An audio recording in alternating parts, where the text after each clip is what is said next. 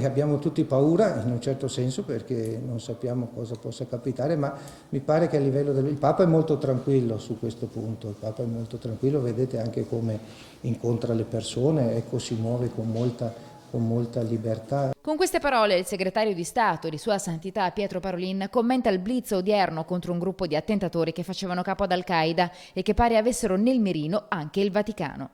Il cardinale di Sandrigo, oggi a Padova per un incontro alla facoltà teologica, si è trovato ad affrontare temi di stretta attualità. Tra questi, inevitabile il confronto sui profughi e sull'atteggiamento di chiusura da parte della sua regione, il Veneto. Bisogna continuare ad insistere su questi temi, ecco, sul tema dell'accoglienza, sul tema del rispetto, facendo anche leva, io direi, per quanto ci riguarda, anche sulla nostra storia. Siamo stati un popolo di emigranti. Il cardinale Parolin punta alla soluzione definitiva del problema. Bisogna risolvere il problema alla radice.